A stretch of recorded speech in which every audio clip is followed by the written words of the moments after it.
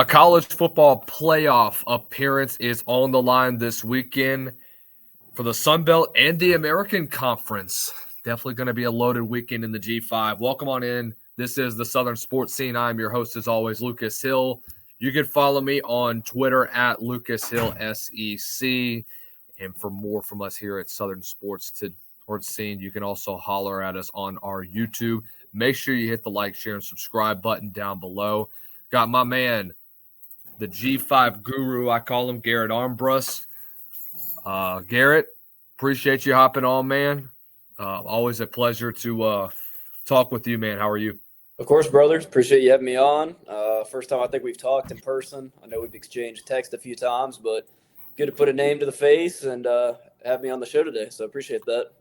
Absolutely, man. I know we have been talking a good bit, and I call you the G5 guru because you have been just blowing up the last several months with, watching CUSA ball during weekdays. You are basically football personified on the teams that nobody really pays attention to. Everybody's paying attention to the four major conferences. Well, we got some more things that's going on this weekend. So let's go ahead and let's just get into it, man. College football playoff spot is kind of in the balance all this weekend. Let's start off with North Texas and Tulane in the American Conference. Look, man, heck of a season from North Texas and what Eric Morris and company has done. Here's my thing, though. How distracted are they from all the news coming this weekend? Because I was seeing posts around Twitter saying, Ole Miss is going to be distracted in the college football playoff. Oh, it's not going to be a deep run. Oh, all this and that. Well, nobody's paying attention to what is going on out in North Texas. Nobody's going to be paying attention to what's going on with Tulane either. Both of these teams have a potential to be in the college football playoff this year, and in their own right are in the midst of a CFP berth. So is there a distraction factor that's going to play into this game this weekend on either side? I honestly lean toward more of it being a distraction factor for Tulane's side. You look at John Summerall, obviously takes the job at Florida, and he was on the private jet this morning down in Gainesville, introduced to the team, spoke at an introductory press conference. North Texas doing the same thing with Eric Morris, obviously hired by Oklahoma State.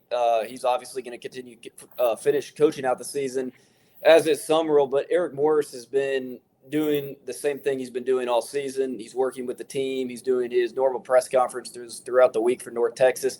Whereas John Summerall, I kind of get the sense that he's having more of his assistants kind of do all of the planning for this week, and he's focused more on Florida right now. Obviously, they're going to let him coach through the conference championship game. The winner of this game obviously is headed to the college football playoff.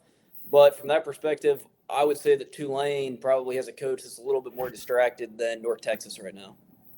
Do you think that Summerall's kind of a little bit checked out of Tulane at this point in the season? I would say obviously, he's enticed by Florida right now. You obviously have to start, looking into your recruiting down there, getting the lay of the land in Gainesville. But at the same time, I think the way that he works, he wants to finish what he started. And he's made a conference title game in all 4 seasons of him being a head coach, 2 at Troy, and then obviously made the American Conference title game last year against Army and lost. I think he's hungry to win it this year and to get Tulane to their first college football playoff berth. You mentioned a little bit about Eric Morris. I haven't really heard a whole lot with what he's doing out in Stillwater. I think he took a plane ride there maybe once. Other than that, it's been focused in on what the Greens can do. Best season they've had in God knows how long. Obviously, there's a lot of questions in regards to Drew Mestamaker, whether or not he will follow Eric Morris there. I expect for him to follow him. I know that he's kind of made little comments in the press conference, how he's not decided yet. I think he's fully convinced that he might follow Coach Morris there. Wouldn't surprise me. But, there's a whole hell of a lot more balanced attack with this North Texas offense. When you talk about guys like Caleb Hawkins with 23 touchdowns this year, Wyatt Young's been one of the more underappreciated receivers in the G5. What's the difference in this game going to be between the balance of that receiving core and a Tulane defense that has gotten better as the season has progressed? Yeah, I mean, North Texas can obviously score with anybody. I mean, Caleb Hawkins has been one of the best running backs in all of the country. True freshman, there was a 3-star coming out of high school and really had no publicity coming into the season. I personally didn't even know who he was before the season started, and he's put up some of the best statistics of any running back in the nation. Obviously, Drew Mestemaker, you saw what he did in the bowl game last year, but again, another guy, preferred walk on. This was a guy that played defense in high school and has come in and thrown for 3,000 plus yards and has put up video game stats in a lot of games. He threw for on a Friday night game this year 600 yards in one game. So, I mean, obviously, and then as you mentioned, Wyatt Young, a wide receiver that has got a lot of people putting eyes on him this year. I think this is an offense that unfortunately, they put up 50 points per game almost, and they're going to go to Oklahoma State next year probably, and you're going to see the national media saying this Oklahoma State offense is incredible. It's like, well, man, they were in Denton last year on the North Texas team, but once they got that Oklahoma State patch, on their jersey, they're obviously going to get so much more publicity. As for this game, though, I mean, I'm with you. Obviously, the Tulane defense has improved throughout the season, but they've still had multiple moments throughout the season where they've had busted coverages throughout the secondary. I think Tulane is able to put up, some stops, but I don't think they're going to be able to stop North Texas's offense. I think North Texas is still probably going to score at least 30 points in this game if I had to guess, and I think it's still going to be kind of a shootout between Retzloff, and Mestemaker.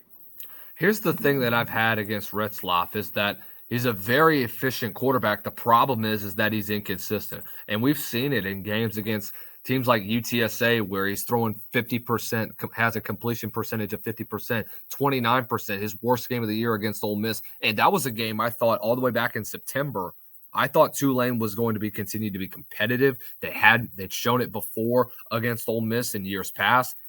And Ole Miss just came in and they kind of shut them down for the better part of the football game. So I think Retzlaff has had his issues with percentage. Now, the last 4 games, though, played probably his best yet. Did have a lot of mistakes against Charlotte, though. And Charlotte, they're 1-11. They're one of the worst teams in college football at this point.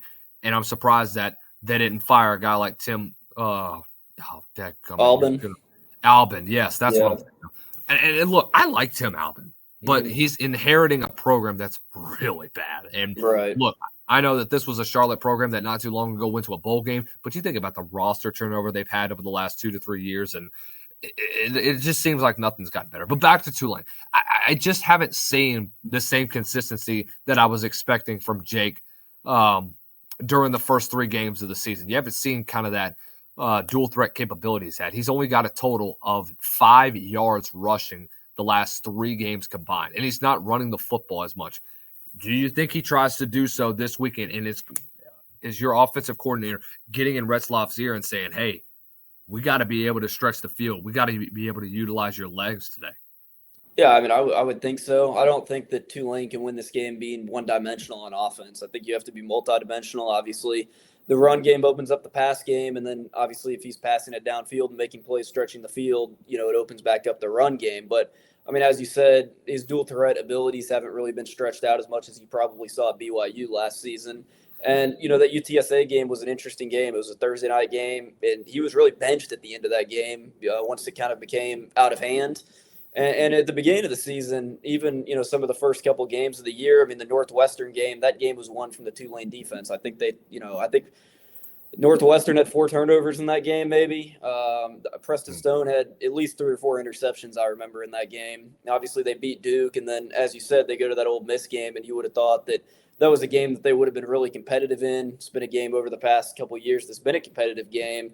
And I mean, they got kind of blown out. They lost, I think it was 45-10. I don't have the final score in front of me right now, but I think I remember that was what the score was. So it's been kind of a group that when they've played really good competition like that, they have been shut down in certain instances. And then the UTSA game, just an interesting game. Outside of Army beating UTSA this year, the Alamo Dome has been a place where you just cannot win at. UTSA's protected home field advantage really well this year. So that was just a tough spot, I think, for Tulane on a Thursday night coming off that. But I don't know. I expect Tulane to give it their best effort this weekend in a conference championship game. They've had, so many great teams over the past couple seasons. You go back to when they beat USC in a New Year's Day Bowl, when they were playing against Caleb Williams. So I think they're hungry to make a college football playoff and show the country what New Orleans is all about. I've been curious to ask you about this since you mentioned the Alamo Dome. What was your reaction whenever you saw the end of that Army UTSA game with Army singing their fight song first? Yeah, I honestly didn't really catch too much of what the reasoning was behind it. I guess it seemed like UTSA was kind of on the field, maybe when Army was doing their fight song. Obviously, it just seemed like Jeff Traylor got pissed off at things that transpired. I guess an Army player and a UTSA guy were kind of jawing back and forth at the end of the game, and then it kind of took a turn into the post game. It just seemed kind of like an unfortunate situation. Jeff Monken really seems like a guy that you don't want to pick a fight with at the end of the game. And Traylor is, from what I've heard, has been kind of getting on everybody's nerves this season from some of the stuff that he's been doing. So just kind of a tough scene to see that at the end of the game for two teams that honestly have not had very good seasons. Spread is 3 to North Texas's favor. I'm going to give you some stats. Passing defense for Tulane, 121st in the country, giving up over 250 yards a game. 2nd on the North Texas side in passing yards per game.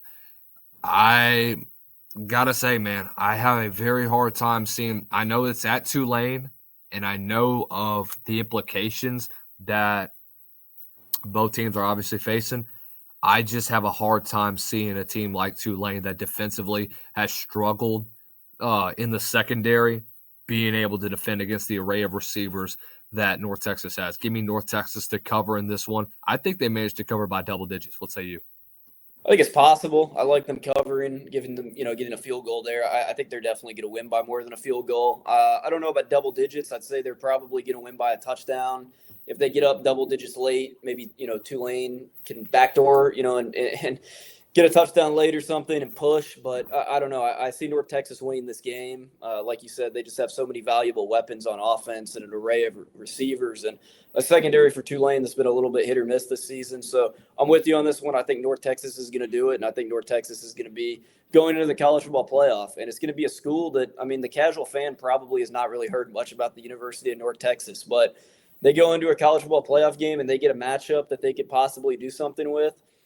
I'm not going to sit here and say that I expect a G5 team, obviously, to win a college football playoff game. I think that that's probably not going to happen, but I think that they're a team that they can put up a lot of points. And if they go up against a defense that's been slightly shaky, it could definitely be a game for 3+ quarters if they can, outscore a team.